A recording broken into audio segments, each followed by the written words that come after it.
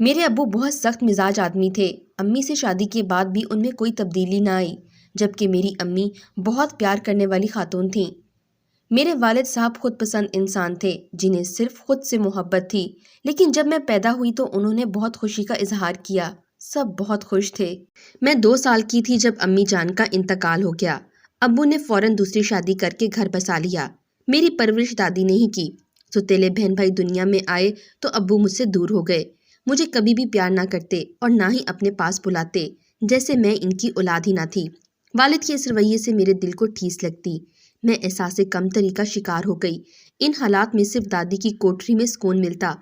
مجھے جیسے چپ سی لگ گئی تھی، نہ کسی سے بات کرتی اور نہ کہیں آتی جاتی۔ گھر میں جب بھی مہمان آتے تو چھپ جاتی، حتیٰ کہ ہم عمر بچوں کے ساتھ کھیلنا بھی بھول گئی۔ ابو کا مجھے اسکول بھیجنے کا کوئی ارادہ نہ تھا۔ دادی کے اصرار پر والد نے اسکول میں داخل کرا دیا۔ ہوش سنبھالتے ہی گھر کا کام میرے ذمے ہو گیا۔ اسکول سے آتے ہی کام میں لگ جاتی۔ رات گئے کچن سے فارغ ہوتی، تب اسکول کا ہوم ورک کرنے بیٹھتی، لیکن میں ہر سال امتیازی نمبروں سے پاس ہوتی۔ میری نہ کوئی سہیلی تھی اور نہ ہی کوئی غم گزار۔ سوتیلی ماں چاہتی تھی کہ مجھے اسکول سے نکال لیں، مگر دادی ایسا نہ ہونے دیتی۔ انٹر کا امتحان دیا تو ابو سے ضد کی، BA کرنے دیں۔ پہلی بار ان سے کوئی آرزو کی تھی، وہ تو راضی ہو گئے، لیکن سوتیلی ماں نے ہنگامہ برپا کر دیا کہ اس گھر میں یہ لڑکی رہے گی یا میں رہوں گی۔ بیوی کو تو نکال نہیں سکتے تھے، مجبوراً مجھے خالہ کے گھر چھوڑ کر آ گئے۔ میرے جانے کا دادی کو اتنا صدمہ ہوا کہ وہ شدید بیمار ہو گئیں اور آخر کار اس دنیا سے چل بسیں۔ مجھے ان کے آخری دیدار کرنے کے لیے بھی نہیں بلایا گیا۔ جب کسی نے مجھے بتایا کہ تمہاری دادی مر گئی ہے تو دکھ سے میں بیمار پڑ گئی۔ میں جس گھر میں رہتی تھی وہ میری سگی خالہ نہ تھیں، بلکہ ابو کی خالہ زاد تھیں، جس کے پاس مجھے رکھا گیا تھا۔ اس عورت نے اپنا رویہ مجھ سے بہت زیادہ خراب کر لیا اور میرا علاج نہ کروایا، بلکہ آنے جانے والوں کو کہنا شروع کر دیا کہ ملائکہ کو TB ہو گئی ہے۔ طبی بھائی جان میرے پاس چھوڑ گئے ہیں تاکہ ان کے بچوں کو یہ مرض لاحق نہ ہو، حالانکہ مجھے صرف بخار ہوا تھا جو خالہ کی لاپرواہی سے بعد میں ٹائیفائڈ کی شکل اختیار کر گیا۔ میں بہت کمزور ہو گئی تھی، کمر میں اتنا درد ہوتا تھا کہ بیٹھ بھی نہیں سکتی تھی۔ ہر وقت حرارت رہنے لگی تھی، بغیر کھائے پیے بستر پر پڑی رہتی، نہ کوئی حال پوچھتا اور نہ ہی کوئی پرواہ کرتا۔ لیکن ہر ایک کا ولی اللہ ہے۔ ایک روز خالہ کسی کام سے گھر سے باہر گئیں تو ان کی غیر موجودگی میں کوئی خاتون آ گئیں۔ یہ خالہ کی کوئی ملنے والی تھیں۔ مجھے لاغر پڑا دیکھ کر میرے پاس آ بیٹھیں اور ہمدردی کرنے لگیں۔ تب میں نے ان سے کہا، آنٹی مجھ پر ایک احسان کر دیں، صرف 10 روپے دے دیں۔ انہوں نے پوچھا، کیوں مانگ رہی ہو بیٹا؟ آنٹی کمر میں بہت درد ہے، 2 گولیاں منگوانی ہیں۔ کہنے لگیں، میں ابھی لا کر دیتی ہوں خود۔ انہوں نے درد دور کرنے والی گولیاں لا کر دیں اور مجھے گھر سے دودھ بھی گرم کر کے دیا۔ جب میں نے دودھ کے ساتھ وہ گولیاں لیں تو میرا درد کچھ کم ہوا اور میں بیٹھنے کے قابل ہوئی۔ اب یہ آنٹی روز آنے لگیں۔ وہ میری خیر خبر لینے آتی تھیں، مگر خالہ پر بات ظاہر نہیں کرتی تھی۔ انہوں نے مجھے ٹائیفائڈ بخار کی دوا بھی لا کر دی۔ خدا نے ان کے ہاتھ سے شفا بخشی اور کچھ ہی دنوں میں میری طبیعت سنبھلنے لگی۔ اب میں نے خالہ کا گھر چھوڑنے کا فیصلہ کر لیا۔ خالہ کو کہا کہ اجازت دیں، میں آپ کے پاس نہیں رہنا چاہتی۔ وہ بولی، تم کہاں جاؤ گی؟ اپنے والد کے گھر چلی جاؤ گی؟ میں نے کہا، جی ہاں، میں اپنے والد کے گھر جاؤں گی۔ میں نے ان سے جھوٹ بولا۔ انہوں نے بھی مجھے روکنے کی کوشش نہیں کی۔ جذبات میں خالہ کے گھر سے نکل تو آئی، لیکن اب بہت پریشان تھی کہ کہاں جاؤں۔ میری ایک سہیلی تھی ارج، ہم نے میٹرک ساتھ میں ہی کیا تھا۔ آج بے سر و سامانی میں مجھے وہ یاد آ گئی۔ میں اس کے گھر چلی گئی۔ ارج کی ماں نے بتایا کہ اس کی شادی ہو گئی ہے اور اب وہ راولپنڈی میں رہتی ہے۔ اس کی امی سے ارج کا فون نمبر لیا، PCO جا کر اسے فون کیا اور مختصر اپنی کہانی بتا کر کہا کہ تمہارے پاس آنا چاہتی ہوں۔ اس نے جواب دیا، فوراً آ جاؤ۔ جب میں ٹرین میں بیٹھی تو میرے پاس ٹکٹ کے پیسے نہ تھے۔ کانوں میں سونے کی بالیاں تھیں، یہ میری پیاری دادی کی نشانی تھیں۔ سوچا اگر ٹکٹ چیکر نے ٹکٹ مانگا تو یہ بالیاں اتار کر اسے دے دوں گی۔ نہ سمجھی کی عمر تھی، بنا سوچے سمجھے ٹرین میں سوار ہو گئی تھی۔ لیکن اللہ بڑا کریم ہے اور وہی حفاظت کرنے والا ہے۔ راستے میں صرف ایک بار چیکر آیا اور اس نے مجھ سے ٹکٹ طلب نہیں کیا اور یوں میں راولپنڈی پہنچ گئی۔ اسٹیشن سے ارج کو فون کر دیا، وہ لینے آئی ہوئی تھی۔ اس نے میرا استقبال انتہائی گرم جوشی سے کیا۔ راستے بھر کا خوف پل بھر میں دور ہو گیا۔ میں نے گھر پہنچ کر بےحد سکون محسوس کیا اور جو اندیشے مجھے ڈرا رہے تھے وہ ختم ہو گئے۔ میری سہیلی اور اس کے شوہر نے اس کڑے وقت میں سہارا دے کر انسانیت کی لاج رکھ لی اور مجھے در در بھٹکنے سے بچا لیا، ورنہ نہ جانے میں کہاں بھٹکتی رہتی اور میرا کیا انجام ہوتا۔ ایرج ایک آفس میں جاب کرتی تھی۔ یہ کسی NGO کا آفس تھا۔ اس نے مجھے بھی ٹریننگ کے لیے بھجوا دیا کیونکہ ان کا ایک ٹریننگ سینٹر بھی تھا۔ بس کا کرایہ بچانے کی خاطر میں پیدل سفر کرتی تھی۔ اللہ کی مہربانی سے ٹریننگ مکمل کر لی۔ خالہ نے میرے جانے کے بعد ابو کو فون کر دیا کہ تمہاری لڑکی اپنی مرضی سے میرے ہاں سے چلی گئی ہے، مجھے مطلع کر دو کہ وہ آپ کے پاس پہنچی ہے یا نہیں۔ والد صاحب نے ان کو جواب دیا، اگر وہ تمہاری مرضی کے بغیر ہی گھر سے نکلی ہے تو سمجھو کہ میری بیٹی نہیں، وہ میرے لیے مر چکی ہے۔ اب خالہ کو کیا پڑی تھی کہ میری فکر کرتی جب آپ ہی کو میری ضرورت نہ تھی، اس لیے یہ بات یہیں ختم ہو گئی۔ میں نے ایرج کو منع کر دیا تھا کہ میرے گھر والوں کو اطلاع ہرگز مت کرے، میں اپنے پاؤں پہ کھڑی ہو جاؤں گی تو کسی پر بوجھ نہیں بنوں گی۔ ایرج کی امی جانتی تھی کہ میں ان کی بیٹی کے پاس رہ رہی ہوں۔ کسی مصلحت کے تحت انہوں نے ابا جان کو فون کر کے بتایا کہ آپ فکر نہ کریں، آپ کی بچی ہمارے پاس ہے اور حفاظت سے ہے، جب چاہیں آ کر اس کو لے جائیے گا۔ والد صاحب نے خاموشی اختیار کر لی اور وہ مجھ کو لینے نہ آئے، حتیٰ کہ فون بھی نہ کیا۔ البتہ اپنی بہن کو فون کر دیا جو راولپنڈی میں رہتی تھی کہ ایرج کے گھر جا کر دیکھو ملائکہ وہاں ہے یا نہیں اور کس حال میں ہے۔ پھپھی ایرج کا گھر ڈھونڈتی ڈھونڈتی آ گئی اور مجھے گلے لگا کر خوب روئیں۔ میری سوتیلی ماں کو جی بھر کر برا بھلا کہا جس کے سبب میں در بدر ہوئی تھی۔ انہوں نے فوراً ابا جان کو فون کیا، انہیں خوب جھاڑا اور کہا کہ تم کو شرم آنی چاہیے، جوان بیٹی کسی کے در پر پڑی ہے اور تم نے اسے یہاں آ کر لے جانے کی بھی زحمت گوارا نہیں کی۔ میں نے پھپھو سے کہا آپ ایسی باتیں ابو سے نہ کریں، وہ نہیں آئیں گے، وہ اپنی دوسری بیوی سے ڈرتے ہیں اور مجبور ہیں، میری خاطر اپنے 4 بچوں کی ماں کو ناراض نہیں کر سکتے۔ پھپھو بولی تم میرے ساتھ یہاں سے چلو۔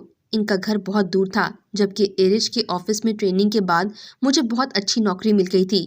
ایرج نے پھپھو سے کہا کہ آپ اسے یہاں رہنے دیں، ہم نے اسے علیحدہ کمرہ دے دیا ہے، آپ کے پاس رہے گی تو نوکری نہیں کر سکے گی۔ پھپھو کا خیال تھا کہ ابو کچھ دنوں بعد آ کر مجھے یہاں سے لے جائیں گے، تبھی وہ وہاں سے لوٹ گئیں، لیکن یہ ان کی خوش فہمی تھی۔ والد صاحب لینے نہیں آئے، وہ ناراض تھے کہ میں اپنی مرضی سے خالہ کا گھر کیوں چھوڑ کر آئی ہوں۔ 6 ماہ گزر گئے۔ پھپھو فون پر میری خیریت پوچھ لیا کرتی تھیں اور کبھی کبھی ملنے بھی آ جاتی۔ وہ خوش تھیں کہ میں اپنے پیروں پر کھڑی ہو گئی ہوں۔ ایک روز ان کا فون آیا، بولی بیٹی بہو بہت بد مزاج ہے اور مجھ کو ساتھ رکھنے پر تیار نہیں، مجبور ہو کر بیٹی کے پاس چلی گئی ہوں۔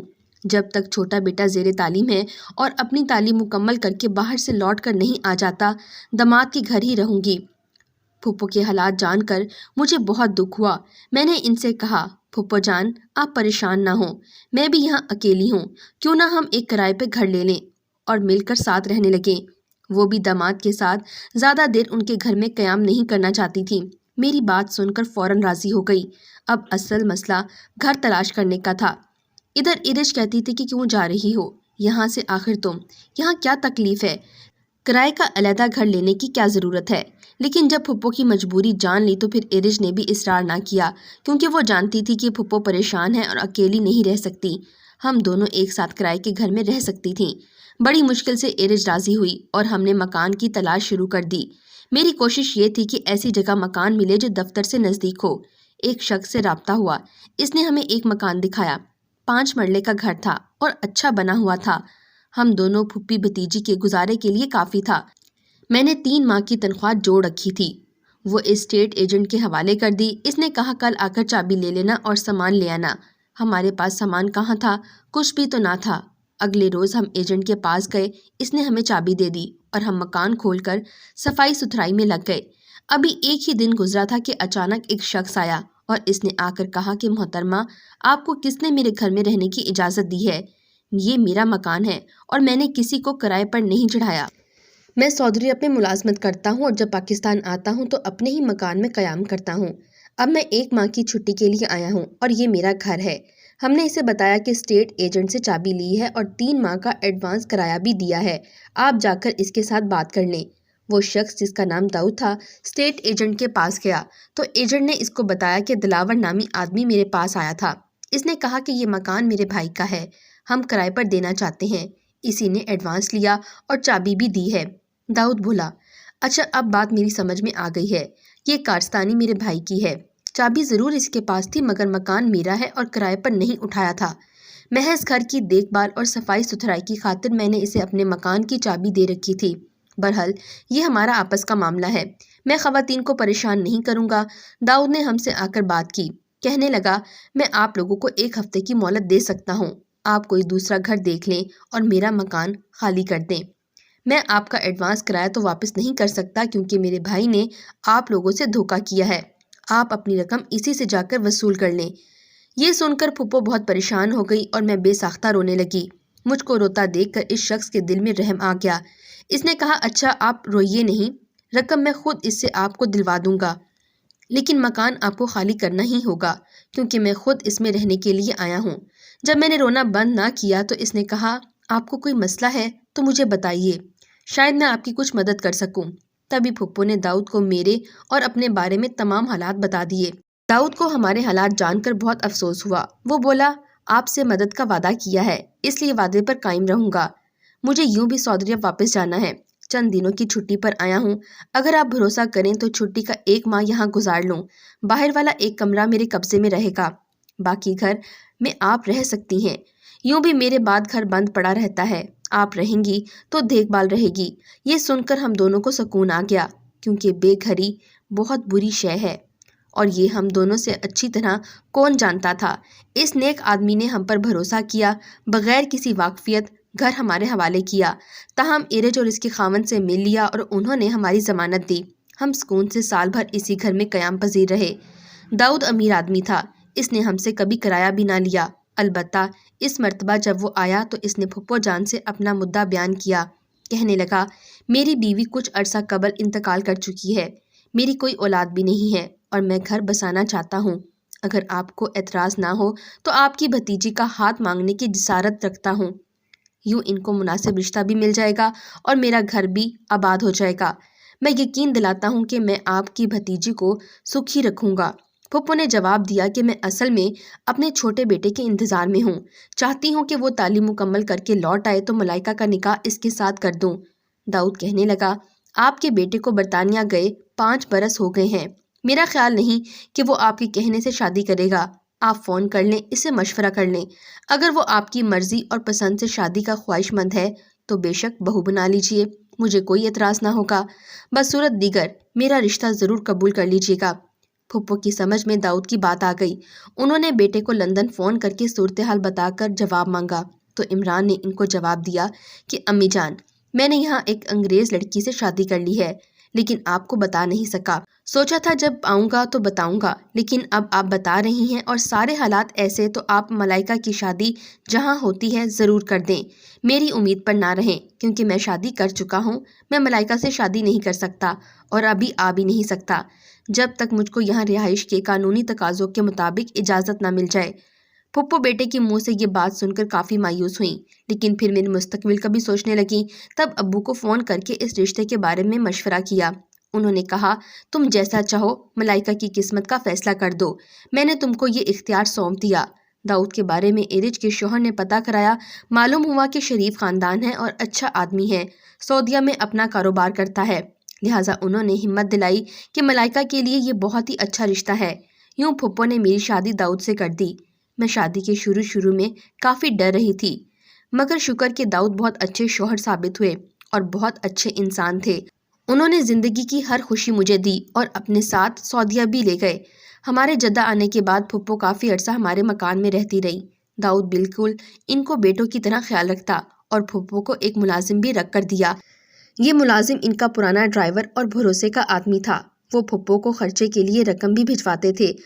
ملازم کی تنخواہ کے علاوہ گھر کی دیکھ بھال کی مد میں معقول رقم بھجواتے رہتے تاکہ مکان کی حالت ٹھیک رہے اور پھپھو کبھی تنگ نہ ہو۔ جب ہم پاکستان آتے اپنے گھر میں رہتے، پھپھو ہمارا استقبال کرتی، میرے برے دن ختم ہو گئے تھے۔ 4 سال بعد پھپھو کا بیٹا اور میرا کزن لندن سے آیا اور وہ پھپھو کو ساتھ لے گیا، تاہم پھر بھی وہ مجھ سے ہمیشہ رابطے میں رہتی اور تب میں سوچتی ہوں باپ سے تو ان کی بہن بھلی نکلی، جس نے مجھ سے وفا کی۔ اگر یہ بھی بے وفا ہوتی تو آج میں اپنے گھر کی سکون کی زندگی سے محروم رہتی۔ شادی کے 6 سال بعد ایک روز داؤد پھپھو کے ہمراہ خود ہی میرے والد صاحب کے پاس چلے گئے۔ میرے والد اب کافی بوڑھے ہو چکے تھے اور ان کی طبیعت بھی ناساز رہتی تھی۔ جب میں ان کے سامنے گئی تو والد صاحب نے مجھے گلے لگا لیا۔ میں نے بھی ان کا باپ کا رتبہ جان کر انہیں معاف کر دیا، لیکن جو مجھ پر گزری تھی وہ تو گزر ہی گئی۔ پھر بھی میں اللہ کا شکر ادا کرتی ہوں کہ برے وقت میں اچھے لوگ ملے جن کی خلوص نے مجھے اچھی زندگی عطا کی، ورنہ تھوڑی سی تنخواہ اور عمر بھر کی ملازمت ہی میرا مقدر رہ جاتی۔